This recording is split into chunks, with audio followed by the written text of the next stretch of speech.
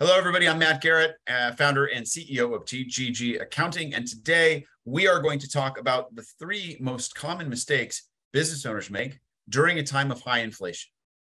Before we get started, make sure you click on the subscribe button. And if you're on YouTube, click on the alert notification so you can be notified when we post new videos. The first thing that we've got to think about when in time of high inflation, and the first mistake I see business owners make is not acting fast enough, not raising prices quick enough. The Fortune 500 all has increased prices over the last 12 months, yet not all small business owners have. They're acting too slow. And then they're not acting consistently enough. Well, I raised prices 2 months ago. I don't need to raise prices again. Yes, you do.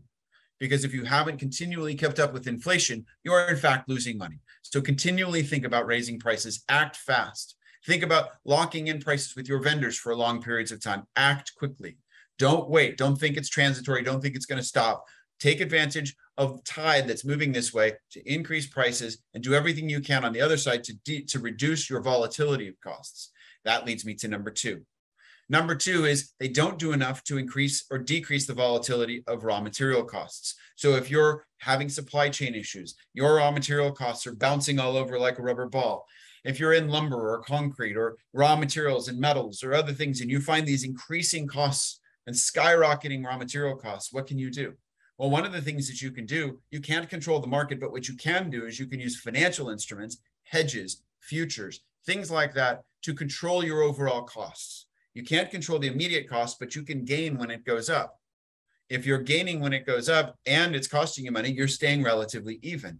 So how do we figure out how to take advantage of those financial instruments in times of hyperinflation or just hypervolatility, frankly?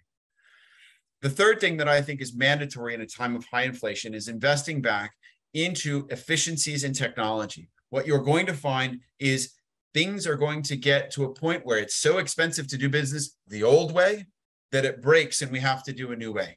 We have to find innovation. We have to get more efficient. We have to get more effective.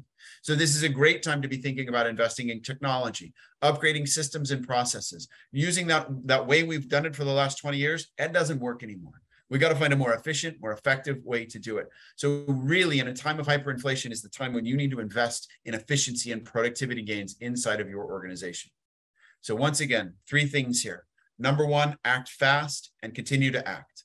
Number two, check all of the financial instruments you might be able to use to hedge your bets and keep your costs and your prices relatively constant. And third, look to innovation. What can you do to increase process efficiency, increase productivity, and ultimately drive increased profitability, even in a time of inflation?